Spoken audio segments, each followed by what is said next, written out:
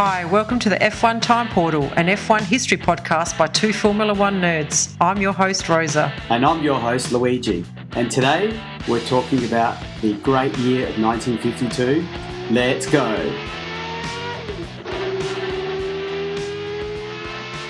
Hi, Luigi. How are you? Yeah, good, Rosa. And yourself? Yeah, not bad. Yeah. So, 1952, how'd you find it? Yeah, I found 52 really interesting to evaluate because when I think of the times when I first was reading the history of Formula One, and we're talking like 25 years ago, I remember mentioning to a good friend of mine, Richard, who happens to be your husband, Rosa. Husband, yes. Yeah. He said to me, and I had forgot this, he said, you were going on and on about Ascari back then. And I was thinking, oh, really? Did I say that? And then when I was rereading this, I was like, yeah, I see why I was into Ascari, because he was a pretty good driver. Yeah. And he had a great season in 52, as without being a spoiler, right? Yeah, don't give anything away. He was also a nice guy. I think he was one of the nice guys of racing. Yeah. I mean, this is the gentleman era, as we've said, but I think he was one of the most, I guess, if you're going to be considerate, he was one of the most considerate racing car drivers, if there is such a thing. So, yeah. Yeah, and don't forget, Farina wasn't exactly considered that, but he was a very active. Yeah, he was the crazy driver, according to Fangio. He was the crazy one. He had a bad temper. Yeah, so I think everyone liked Ascari. So you've got good taste. Excellent. Well, let's see. But then when I think of my favourite drivers of all time, he doesn't quite make the rating, and maybe it's because we don't have as much information about him. But he was a great driver, so yeah. Yes. It's really hard to make comparisons as well. Like 6 or 7 race season, it does sort of lose some of the the numbers, the big numbers that we see today. Yeah, absolutely. Yeah. Okay, shall we get right into it? Yes. So this has got a very interesting start. So at the start of 52, Alfa Romeo, the team who had dominated 50 and 51, realised that to beat Ferrari, a more powerful car was needed. Oh, gosh. Yeah, well, Ferrari went on a huge kind of development track, didn't they, in 51? Yeah, and they improved, and we had Gonzalez's first win. Yes. And Ascari won the next race. So they ended the season on a real high. Yeah. So in order to finance development costs, Alfa Romeo made a government subsidy to try to raise money. What, they asked the Italian government for money? They probably saw themselves as the Italian team. Yeah. They didn't know that Ferrari was the Italian team in the future. Yeah, they didn't know that. Yeah. So when the government said, no thanks, Alfa Romeo did the only thing they could do, which was withdraw from Grand Prix racing. They took all their toys and they went home. Isn't that unbelievable? That is. They just walked away. Walked away, yeah. They were too scared to lose to Ferrari. Isn't that amazing that that's how much pride they had? They'd rather walk away than be beaten. Yeah. Interesting. So this made it very interesting for Formula One because it kicked off the first silly season. Yes. Because suddenly you had these top Alpha drivers without a home to go to. Yes. Yep. So Farina joins Ferrari, I think. Yes. Is that right? That's right. Yep. And Fangio signed with Maserati. And Gonzalez leaves Ferrari for Maserati after last season because he got the feeling he was never going to be the number one driver for Ferrari. That's right. He had to give up his car for a Ascari, didn't he? Yeah, so that's a message right there, isn't it? Yes. Yeah. Yep. Yeah. So in parallel to this new silly season, with the Alfa Romeo pulling out, at the same time, Lago Talbot, the French team, the French pride, they collapsed. And another minor French team, Simca Gordini, withdrew. Gosh. And we had the continual failure of BRM. So BRM was the British team, but they were very lackluster. And as we know, they just turned up randomly one race. Okay, that's right. So that left only Ferrari with a competitive F1 car. Just the way Ferrari like it. Yeah, imagine if they went ahead with that season with just Ferrari. Ferrari would have liked that, actually. They would have loved it. Yeah. But not much of a spectator sport. No. But it doesn't end badly for Ferrari because as a result, the FIA basically thought, well, we've just had this F1 experiment from 1950 do really well in 50 and 51, and they didn't want the whole thing to fall over. So they basically enabled F2 cars to become the new standard for F1 car. Right. So it's 2.5 litre engine, 750cc unsupercharged. So these were smaller cars. So that meant that a lot more teams could enter. Correct. We had a championship. We had a new wave of new style F1 cars that were really F2 cars. So we have to have a quick little look at where did F2 come from. So F2 came into existence in 1948, and funnily enough, since F2 came into effect, the majority of success pretty much lay with Ferrari. They had a dominant F2 car, as it turns out. So they win both ways. Yeah. So that's the funny thing. So Ferrari had their Tipo 500, which is a 4-cylinder car, and the output was 170 brake horsepower at 7,000 revs per minute. I'll get my tongue in the right place in a minute. Yeah. So that was a pretty awesome start to their season. Basically, they went from the top F1 car. They were looking like the top F1 car, and their top F2 car became the new F1 car. Right. Yeah. And so Maserati joins this season as well, as we've said, with Fangio signing for them. So was it because of the F2 change that they were able to enter, or were they going to enter anyway? We probably don't know that, I guess. No, we don't. But if we did proper research, we would know. But it's... Yeah, we're not going to get into the technicalities of it all. No, that's right. But they entered with a pretty good challenger, didn't they? That's right. It was a 6-cylinder car, generated 165 brake horsepower, which is not far off the Ferrari's 170. Hey. So we had a competitor there. Yeah. Yeah. And Fangio was their new signing. Mm-hmm. But as we've said, there was a lot of non-championship racing occurring at the same time as championship racing. Yeah. And he was partaking in one of these. Was it for Maserati that he was doing it? I'm not sure. No, I'm not sure either. But he had a massive accident and he had lots of injuries, and among one of his injuries was as he broke his neck. Yeah, Yeah, it's unbelievable to think. I think from what I've read, this is probably the worst racing accident he has in his career, and it wasn't even for a championship race. Yeah, he was just driving from one race to another, but he was driving 500 miles. So it was put down to driver exhaustion as to what happened. Yeah, because to go to the race, he had to drive there. And during the race, he was so exhausted that he had an accident during the race. That's just ridiculous. But, that put him out for the rest of the year. Yeah. And his rivalry with Ascari was put on hold. Yeah, so we had the 1951 world champion who almost could have won 1950, to be honest, basically out. Yeah. Yeah. Yes. We had the Gordini team, which was an F2 team that was split from the Simca partnership, and they also had a car that produced about 160 brake horsepower, so a little bit below the other two, but not far behind. Okay.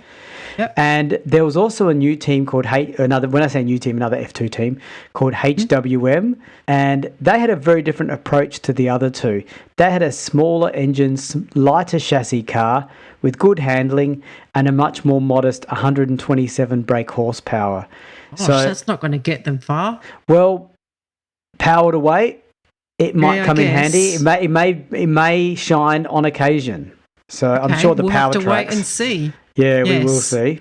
Yeah. And another interesting thing on this season is that Monaco is still missing from the calendar. The officials of the Monaco Racing Association are still waiting for the race regulations to be standardised and finalised. So they were holding their ground. They really were fussy. Yes. Okay, so let's get into the race. We know that there's some driver changes, new teams, new cars. Let's go. Yes, let's go. So we start with the Swiss Grand Prix. which was not in Barcelona. That must have been the Spanish. No, I think it was. I might need to check this. Was it the Swiss Grand Prix or the Spanish Grand Prix? No. The Swiss one was first. Yes, It was the Swiss one. Yeah. It was the first Grand Prix of that. Yeah, I think it was the first time the Swiss Grand Prix was run. Oh, yes. Okay. Very good. Yeah. So this race took place on May the 18th, which is why there were lots of non-championship races before this race, where unfortunately Fangio got his injury. Not the race, but on the way to the race. 62-lap race. The interesting thing about the F2 season taking over from F1 was that F2 meant a whole lot of new drivers were making their debut. So some of those of note were Peter Collins in the HWM, Jean Bera in the Gordini, and of course Sterling Moss in the HWM. That's a big name, isn't it? British team HWM. Yeah, okay. Yeah, well, Sterling Moss is a big name in the racing world. He's probably one of the best drivers never to win a world championship. And I think that was mainly because he was determined to drive British-made cars his whole career. Like, he just stuck to British. He's actually been quoted as saying it's better to lose honourably in a British car than to win in a foreign one. Does that make him a little bit racist? Or is it just pride out of control? He's very parochial, let's say. I don't know that it makes him racist, but yeah, he just never, ever moved away from British cars. I think he kept his record for the most Formula One victories by an English driver, though, until 1991. So he was pretty successful, but he never won a world championship. That's right. And I think you'll find he does drive in non-British cars on occasion, but we'll get to that. Okay, yeah, interesting. Famously, actually. Ah, yeah, okay. Yeah, very interesting. But isn't that fascinating? It took till 91 for Mansell to overtake him, and Mansell had a lot more races per season than Moss ever had. Yep, that's right. So I'm sure Moss's win ratio is significantly better without even. Don't need to look it up. I know. No. Yeah.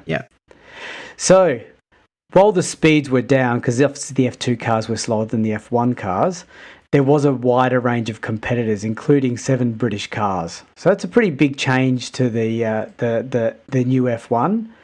And Ascari was missing from this first race. Oh, God. We're not going to start talking about the race that we can't talk about, are we? We sort of have to acknowledge it a little bit because he's forced us to. Yeah, okay. Yeah. Yes. Ascari wanted to chase US glory. Mm-hmm. He went over to race in the Indy, which was weirdly scheduled for the same time as this race. So that goes to show the respect they had for it. And the very well coordinated nature they had. Yes. Yeah. So he was the only non-US entrant out of 33 drivers, and it ended badly for him. He was running 12th, and the hub of his wheel collapsed at lap 40 of 200, and he was forced to retire. Mm-hmm. He was classified 31st, and it's the only time that a driver from Europe went over to drive at the Indy 500 as part of the championship. Good on him for trying it out. You know? Oh, I don't understand why he would. Yeah, I know. Totally different cars, racing under totally different rules. Yeah, I don't know. It was a bit silly, I think, but yeah.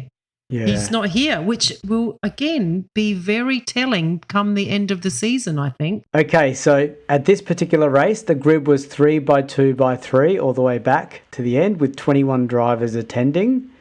So with Ascari away, the mice will play, and Farina in the Ferrari duly took pole with 2 minutes 47.5, followed by Taruffi in the Ferrari and Manzon in the Gordini. So not a bad job by that Gordini, which is not as powerful as the other cars. And Manzon did well in that Gordini because the Ferrari took 5 of the top 6 positions, and that's with their lead driver Ascari not there. Yeah. And interesting, Sterling Moss in the HWN was starting in 9th place and Collins was in 6th. So, we had some British drivers making a bit of a name for themselves early on. Yeah. Okay. So on race day, Farina leapt into the lead and drew away until lap 17 when he was forced to stop with a car issue, unfortunately. So by this time, there were already 6 retirements involving one particular driver, Rosier, in the Ferrari, being thrown from his car.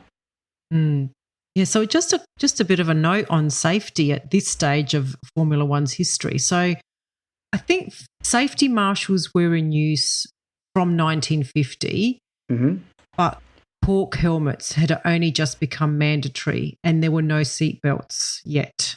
So it was actually considered safer to not be stuck in the car if an accident happened, and and everyone thought it was safer to be thrown from the car. Yeah. And also fire retardant racing suits were not introduced until 1975. So yeah, I think we see some accidents in the 50s that are quite horrific. Yeah, it's pretty sad that these drivers, they really were risking their lives. And it's a big deal. That's I mean, we say the gentleman era because we think they weren't aggressive. No, they just didn't want to die. No. Because they knew that if they touched wheels at high speed, it was not only horrific for them, but even for the fans that were literally just standing on the side of the track. Well, exactly. I think, we spoke last race about safety hedges and safety hay bales. Yeah. That's really what they had to protect the crowd. So, it was dangerous. Yeah. So with Farina out, Taruffi in the other Ferrari inherited the lead. And by the time Farina had walked back to the pit, so he mustn't have been too far, you'd say. I'm sure he ran. Surely he wasn't walking. Surely not. No. Come on. Even in those days, they would have known. Yeah, yes. So he took over the leading Ferrari of Simon, who'd qualified 4th. So as a result, Berra in the Gordini took over the lead and Farina resumed in 3rd place. So Farina then chased down and passed Berra by lap 35. So remember, he retired on lap 17 and by lap 35 is back in the lead after his walk back to the pits. And and again, he drew away into the lead. And Berra was unfortunately having troubles of his own as the Gordini sustained a broken exhaust pipe, which made the cockpit extremely hot. And while the tailpipe was being removed, they literally had to douse Berra in water.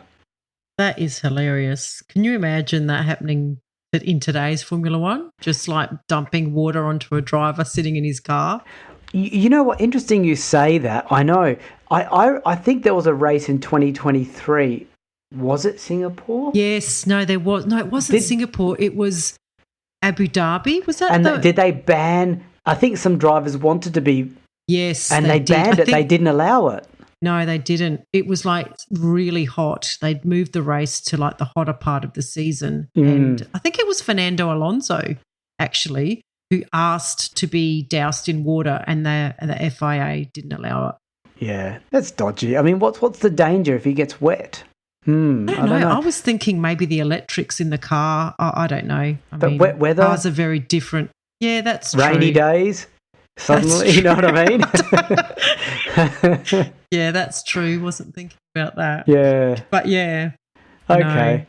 So anyway, Berra returned to the race and was soon back in 3rd place as Farina retired a 2nd time from the lead with more car trouble. So Farina was having a real tough time of it.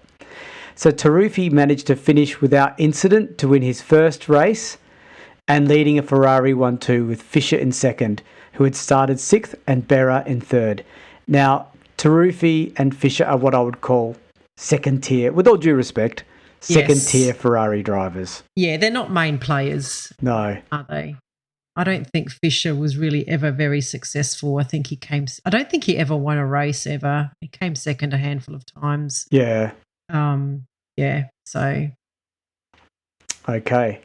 So what's championship standings? I mean, we just, you can go through, it's pretty obvious, we just said it, but yeah. We just said it, but Taruffi in the Ferraris on 9 points, with Fischer also in a Ferrari on 6 points and Berra in the Gordini on 4 points. And I'm sure when Ascari read about this in the papers, because that's probably the way it was back in those days, he was probably thinking, what the hell happened?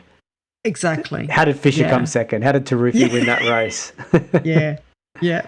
Why wasn't I there? Why am I in the US? Yeah. Yeah. Because he doesn't go back. So that's exactly what he thought. Yeah. Okay, so we're at the Belgium Grand Prix, second race of the season, June 22, 36-lap race. A little bit of sad news involving me personally, unfortunately. In the 5 weeks between the Swiss race and this Belgium Grand Prix, Luigi Fagioli, who shared my first name, unfortunately lost his life in a sports car accident. Yeah. He retired during the French Grand Prix with an almighty mic drop after having to hand over his car to Fangio during the race. Like he just quit Grand Prix racing on the spot. Yeah. Yeah, and then what? Not even a year later, he's had a car accident and he's lost his life. It's sad. I mean, he was old for an F1 driver, even in those days. He was in his mid-50s by then. But too young to lose his life, of course. Yeah. Yeah, and I think he was just doing sports car racing for Lancia, actually. Yeah. Okay. Yeah, so yeah. Okay, so moving on, unfortunately. So rest in peace, Fagioli. So with 22 drivers in this race, half of them were actually British. But it didn't make a dent on the all Ferrari front row, with Ascari returning in full force with a pole time of 4 minutes 37. Farina second, 4 minutes 40, so 3 seconds behind. And then Taruffi third, 4 minutes 46. So quite 9 seconds behind Ascari. So Ascari really came back with a statement, and Farina and Ascari were in a league of their own. Of point to note is we have another debut driver, Mike Hawthorne. Yes, he's going to be one to watch. He's a young 23-year-old Luigi. Wow. I think that's probably the youngest age we've ever, so far heard. Or that we've taken notice of. That's a noticeable driver. That's a noticeable driver, yeah. So his father bought a mechanic garage, like a garage, and his dad was a really big race enthusiast, so he got him into race car driving. And he started in a little British Cooper. But unlike Moss, we'll see him make some decisions about driving in non-British cars in his career, which will be very interesting to watch, I think. Okay. We'll keep an eye on Hawthorne. I think we all want to keep an eye on this guy. Yeah. Okay, so the race day itself was marred with heavy rain, but this did not stop Ascari from storming into the lead from first position, followed by Farina and Berra in third. However, hey, Luigi, yeah. With the heavy rain, do you reckon they changed tyres? Do you reckon there was wet weather tyres back in that? Well, it's hard. We've never read about it, have we? We haven't read about it, but I do know there comes a race in the future. I don't think it's this race, where I won't name the driver, but there's a wet race, and it's within the next 2 or 3 years, to be honest. I can't remember exactly. Yep.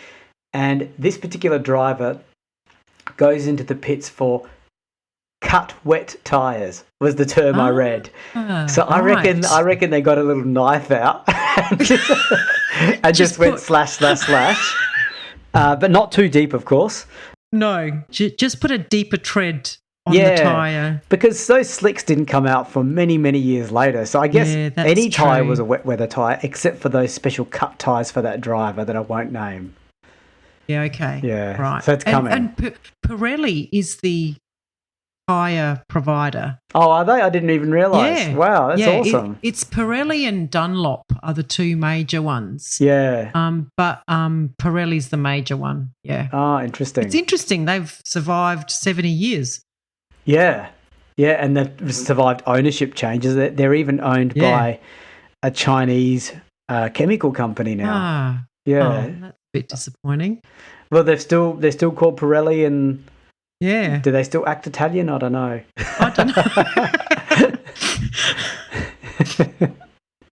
Okay, so it's raining. Yeah.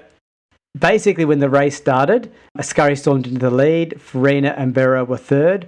However, Berra surprised the two leading Ferraris by storming into the lead during the opening lap, which is pretty impressive. However, by lap 2, the Ferraris regained their positions. They were a superior, faster car. and Berra happened to spin at La Source hairpin. So at this stage, Ascari started to pull away, even from Farina.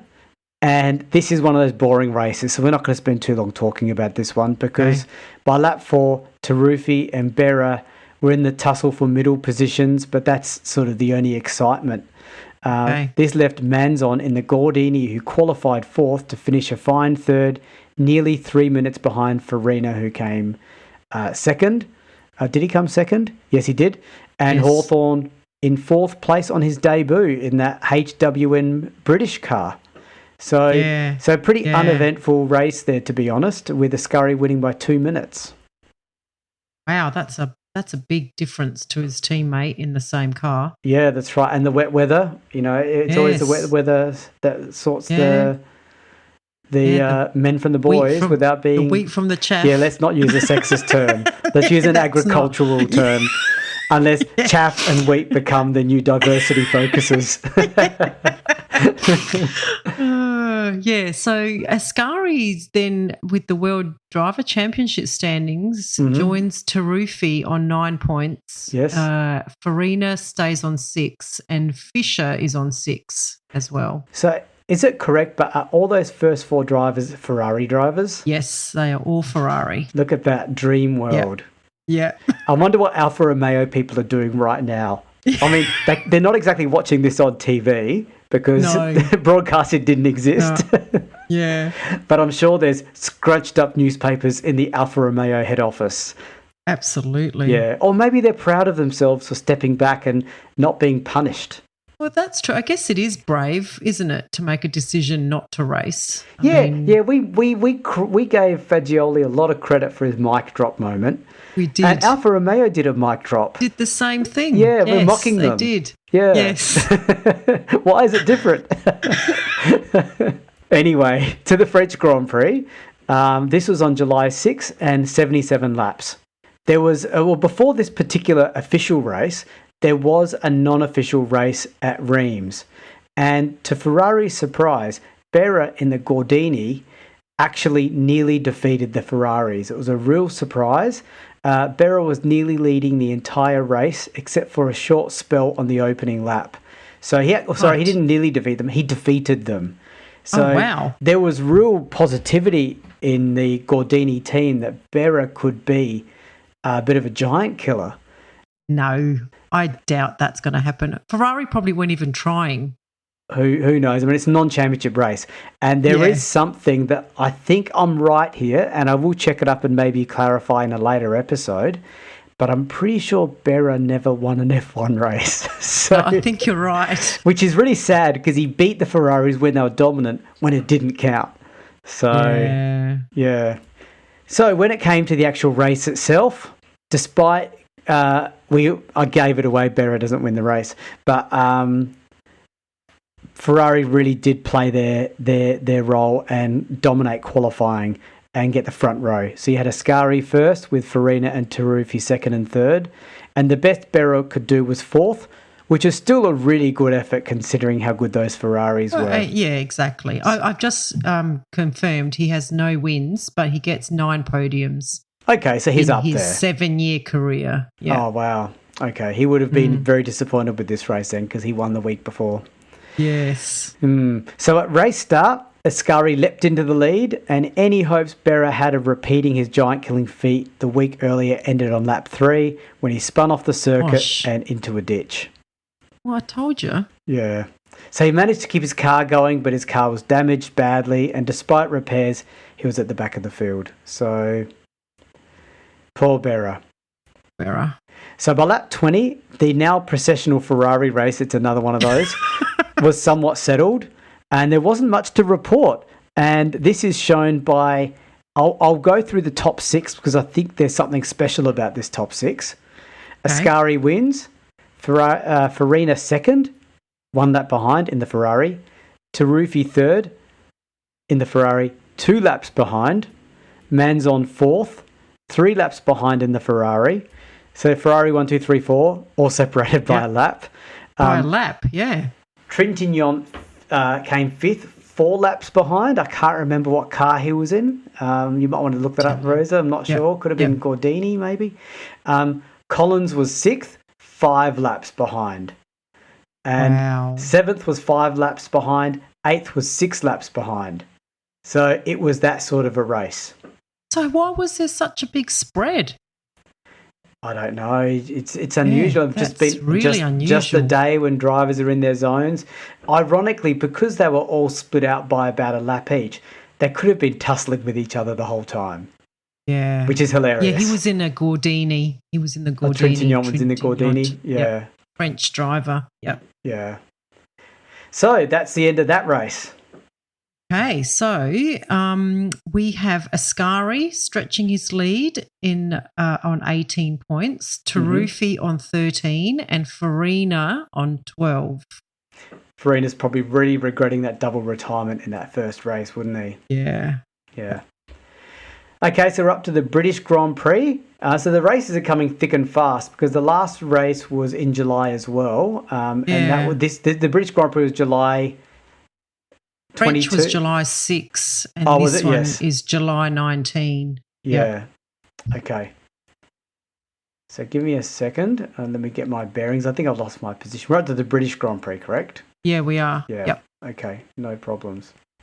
So it was an 85-lap race, and this time there was a very large contingent of drivers with 32 drivers attending, and they were in a 4x3 by 4x3 formation.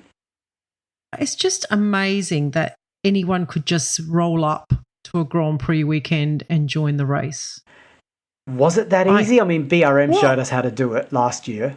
Yeah, but you can't all of a sudden have 32 drivers. Yeah. Where do they come from? Where do they get, these days you can only have 2, the teams have to all be registered. You can only have 2 drivers. You can only have 2 cars. It's just unbelievable that people would just roll up and join the Grand Prix. I think there's a lot of patriotic impact, like British cars, British drivers, and we don't have to send our cars to other countries for races. And in those days, they weren't putting them on planes; they were sending them on ships and stuff. So it would have taken logistically would have been complex, would have been expensive and slow. So let's just go on our own home race. So Farina actually took pole position at this race with 1 minute 50. And Ascari got the same time, but because Farina got it first, he got pole position, and Taruffi got 3rd place. So it's interesting. I mean, that is a very tight qualifying time. And I think I had a look. The 2023 qualifying time for Silverstone was 1 minute 26. Yeah. And the tracks have evolved a little. A little bit, yeah. They'd be a little bit different, wouldn't they? Yeah, that's right. It's. I mean, given they're 70 years apart. Yeah. It's interesting, isn't it? And So when the race started I'll finish off talking about the qualifying first, and this is where it becomes very interesting. From the second row, there were 12 British drivers in a row, filling out 4 rows. Wow. So it gave the home fans a real big crowd, a really big local contingent to support. Yeah, and it does explain why this is the most attended F1 race until today in 2024. And there's so many British drivers even in 2024, isn't there? Just do a quick check. Russell, Norris, Albon, sort of. Hamilton, of course. Yeah, just leave him out, Luigi. There's more. I'm sure there's more. Is there more? That's 4. I think that's it, isn't it? Still, that's like 20%. Is that 20%? Yeah, 20%. Okay. So we had this big British contingent of what I'll call midfield drivers. But when I say midfield drivers, some awesome drivers that were in there. Like Moss was probably in there, Hawthorne was in there, all the rest. So at race start, Ascari made a great start with Farina in second and a surprise driver called Fore, Poore, in the Connaught, a British team, up to 3rd from 8th on the grid. Okay. Why are we mentioning him? Because he got up there. Okay. Good on him. And Connor is a team He's that made his way to the F1 Time Portal podcast. correct. He got mentioned because of his achievement, because that's a pretty good start. Yeah. Yeah. So after a number of laps, we had the traditional three Ferraris in first, second, and third, so Paul didn't stay there long, with Taruffi making up for his poor start and climbing back up to third. So on lap 27, Farina suffered a misfire and came into the pits for new plugs, and this left Ascari over 1.5 minutes ahead of Taruffi in third place. So Ascari was just in another zone. He really was. Yep. And while there was some shuffling from third onwards, it really was a commanding win by Ascari, winning by over 1 lap from Taruffi, who in turn was another lap ahead of Hawthorn in the Cooper Bristol. Again, an amazing result by Hawthorn, considering he started 7th, and this was in his home race in a British car. Yes. Yeah. So again, not a very eventful race. So sorry there's a lack of detail on these races, but when not much happens, we don't want to waste your time. No, that's right. So in terms of the World Driver Championship standings, Ascari's stretched his lead now to 27. Taruffi's on 19 and Farina on 12. And that's Ferrari 1, 2, 3 again. Yep, Ferrari 1, 2, 3. I'm starting to feel a little bit sorry for Farina. Look, I know Ascari's dominating, right? But he's had a bit of bad luck. Farina. But he keeps being beaten by about a lap anyway. So, I don't know that's bad luck, Louis. It just might be getting beaten by talent. He's probably not only getting beaten by talent, but he's probably overdriving, because when you're 1 lap behind, what do? You try harder. Yes, you try harder. And you run out of talent. And you crash and you cause the car to have problems. Yeah, true. So we're up to the German Grand Prix. And August 3, and it's 18 laps. So this is the infamous Nürburgring, the lap that takes nearly 10 minutes. So it's a big lap. So this was the 25th anniversary of the race. And interestingly, there were a series of sports car races that were held as a support event. And what was interesting was that the Mercedes sports car team stole a great deal of attention because their drivers, Ling and Lang, and that's not meant to be a joke, that's their names. Literally lapped faster than the entire F1 grid, except for Ascari and Farina. Wow.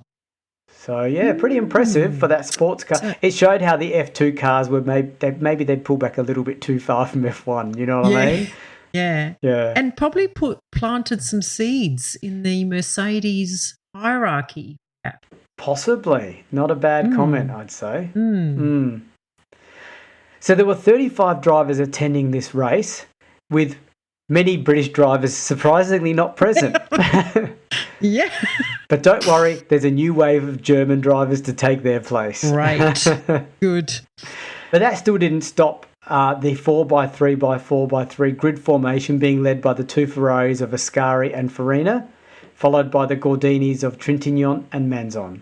Oh, Manzon is not a Ferrari driver. He was in Gordini. My apologies, I called him a Ferrari driver earlier. You did, yeah, okay. So at race start, Ascari made another of his strong starts and again was pulling out a lead over Farina.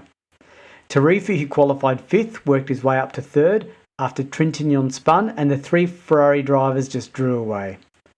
By lap 7, remember 7 laps is 70 minutes, only 13 cars remained, as there were many retirements, including Manzon, who started 4th having his wheel fly off, and luckily he was uninjured.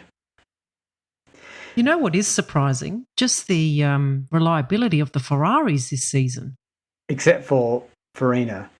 Well, but I think that was more drive. I mean, we're seeing very few kind of, wheels falling off and exhausts malfunctioning, but that is a surprise. As a Ferrari fan watching modern Formula One. You appreciate that. Yes, I can appreciate it. Well, the only excitement really in this another sort of dull race, was actually on the penultimate lap when Ascari had to dive into the pits for oil. So Farina flashed by and opened up a 9-second lead. But don't forget, the lap goes for 10 minutes. So Ascari came out, pulled out all stops, and caught and passed Farina on that last lap and actually beat him by 14 seconds. Wow. Okay.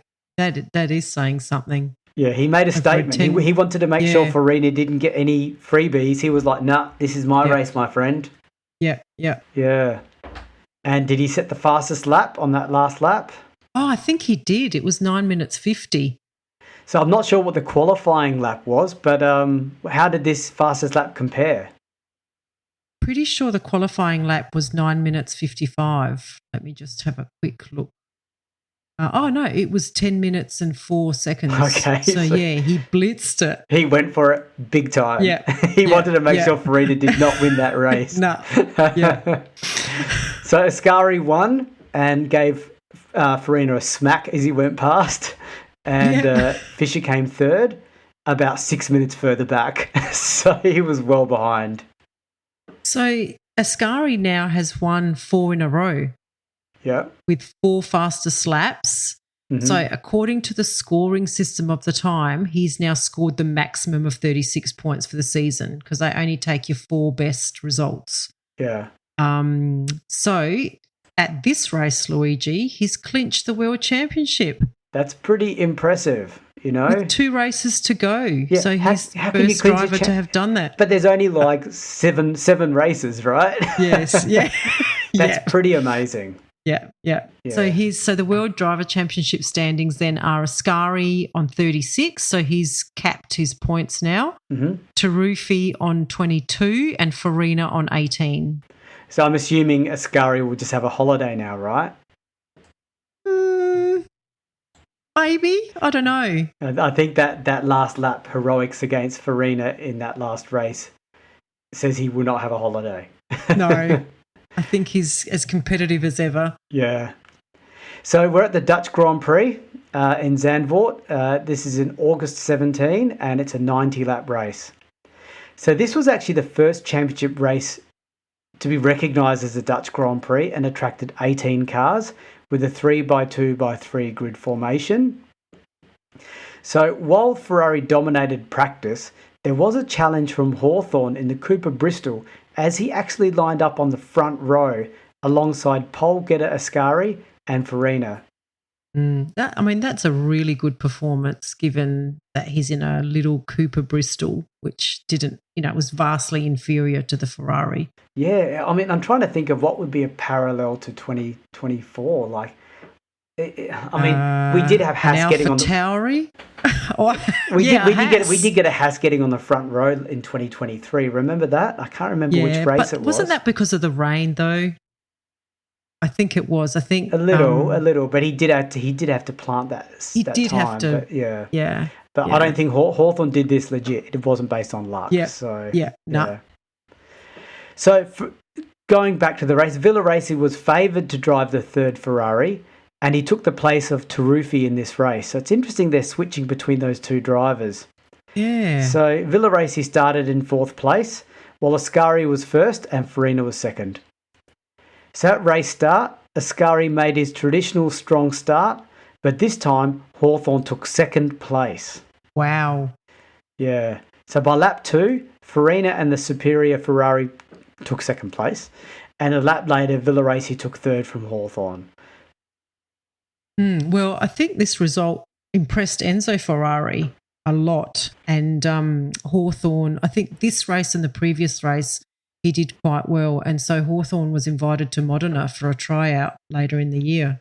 Which is a big compliment to pay. Yeah, absolutely. Yeah. So the remainder of the race was somewhat processional, with Moss providing some entertainment by passing half the field in his ERA, but still well off the leading runners. He moved up to 7th from 18th, which is pretty good.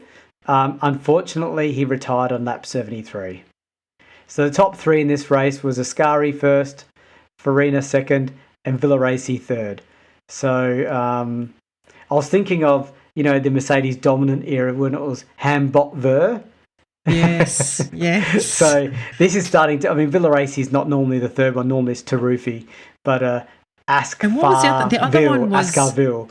Yeah, and there was the Mansell Patrese shoe. Was it Schumacher always came 3rd or someone else? I can't remember. Yeah, the Mansell Patrese was very Mansell prominent. Patrese was very common. It may have been Berger. I'm not sure. Oh, maybe. Can't recall who came third regularly. We certainly didn't get a Ver in 2023. We didn't get Perez coming second too often. No. No, we didn't. So Ascari's won how many in a row now? Is that his fifth? Fifth. I think it's his fifth. Yes. Yep. Okay. Something to watch. And the driver standings are Ascari on 36, but actually he's up to 45, but that 45 doesn't count. Mm-hmm. Farina on 24, Tarufi on 22, and Hawthorne on 10. Wow, talk about way behind, but right up there. You know what I mean? There. Yeah. Okay, so we're up to the last race of the season. No, there hasn't been too many exciting races so far, but I've got a feeling things might change. So we're up to the September 7, 80-lap race at Monza, the Temple of Speed. So practice was very active because only 24 drivers were allowed to start this race, yet 34 drivers turned up. Wow. So there you go. So does that mean that 10 drivers didn't qualify to race? That's right. And this might be the first time we've seen this. Yeah.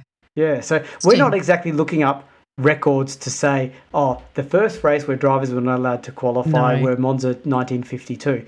We're just noticing it as we do this. So we think, well, we haven't heard it before, so this must be it. Yeah.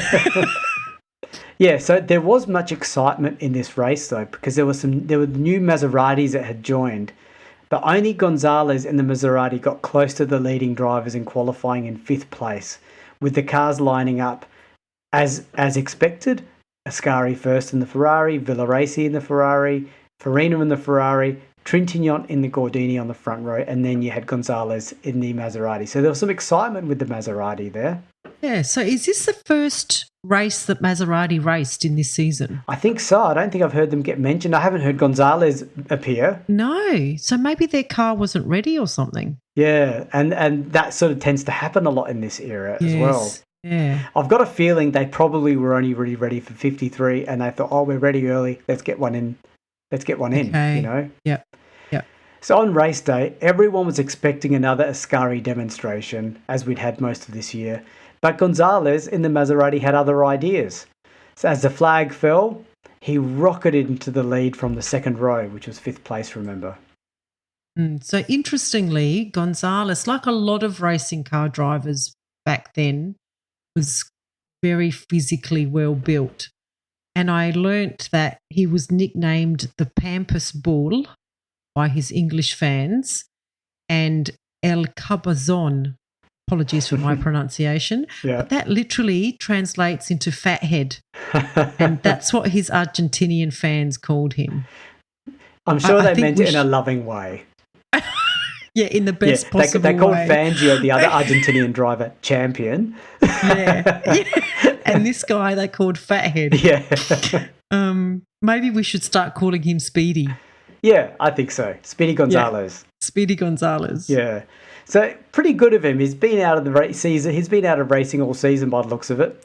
So round the back of the circuit, the 3 leading cars, Gonzalez, Ascari and Trintignant, were almost touching, while behind them a battle raged for 4th place with 9 cars separated by just 3.5 seconds. So talk about a pretty exciting race. Yeah. On the second lap, Gonzalez increased his lead over Ascari, taking full advantage of his lighter fuel load car, pulling away by a second a lap. Wow. So the battle for 4th raged on with energy. On lap 9, the unexpected happened.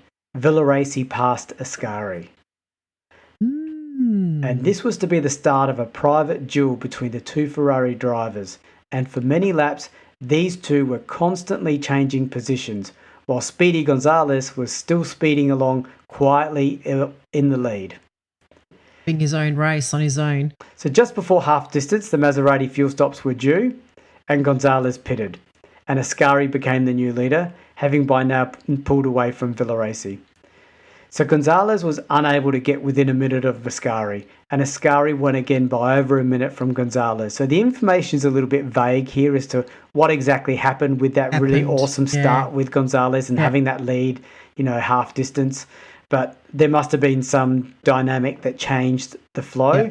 And so Ascari won by over a minute from Gonzalez. So Gonzalez held on to second, beating the other Ferraris with Villaraci third and Farina fourth. Well, I mean, Gonzalez actually, tried, and he, gave Ascari something to fight for. Yeah. Unlike previous races where he just won with no competition. Yeah, and Farina wasn't even in this race. He finished in fourth, so not sure what happened to him there. So that's pretty much the end of the Italian Grand Prix. So what's the final standings of the season? So it was a bit of a whitewash by Ferrari this season, winning all 7 European races. Ascari won 6, and you remember why he didn't win one of them, right? Because he was in the US. So disappointing. He could have won all of them. Yeah. So it's, they've done exactly what Alfa Romeo did in the 1950s, in the 1950 season. And the final standings was Ascari on 36, Farina on 24, Taruffi on 22, and Hawthorne on 10. Place. The first non-Ferrari driver, and he's obviously got Enzo's eye. Yes, he has. Yeah. Yep. So that's the end of 1952. Any final thoughts on 52, Rosa, on your end? Oh, it was just nice to sit and go through a season where Ferrari dominated. Yeah, I guess that would have been a nice novelty for you. I mean, they certainly backed up their strong performance at the end of 51 with a different car. Yep. Yes, they did. Yeah. So 53 will be interesting. Yeah, and look, I won't pretend this season had a few races that were not particularly exciting. Yeah. But still, we have to tip our hat to just amazing driving by Ascari. Like, he had the dominant car and he nailed it, and he destroyed his teammates pretty much. Yeah. So I mean, he wouldn't let Farina win that German Grand Prix. No. Didn't even need to go to the last 2 races, but still went there and won them anyway. So you have to appreciate that brilliance when it happens. So yeah, absolutely. Yeah. Okay, so let's see what happens in 53. Very exciting year coming up. Will the other teams catch up to Ferrari now that Ferrari have set a new benchmark? Yes, and what will become of the new British racing crop coming through? Yes, exciting times ahead. Okay, see you everyone. Bye. We have a Patreon. Yay, we're a professional podcast now. So it means a lot to us if you are able to support the F1 Time Portal podcast. For a small monthly fee, you not only get ad-free podcast content, you will also receive special episodes that are exclusively uploaded for our Patreon financial supporters. We promise at least 2 additional exclusive episodes each month, aligned to the decade we are up to in the show. And you will also be able to make suggestions about any special episodes you may want us to research and present. We can't promise that we can do all of them, but we will consider them. So, if that sounds like an entertainment bargain to you, go and sign up at patreon.com/F1 Time Portal today. If you're enjoying our podcast, please tell your friends and non-F1 friends alike. Yeah, and don't forget to rate us 5 stars or whatever highest is available on the podcast platform that you use. We have a range of social media handles for you to connect with fellow listeners, so look up F1 Time Portal on all the usual platforms. Or visit us at www.f1timeportal.com or email us at f1timeportal@gmail.com. We would like to give credit to our primary reference materials, a series of books called Grand Prix by Mike Lang. We also use many other written and digital references, which are in our show notes. Thank you for your support. Thank you.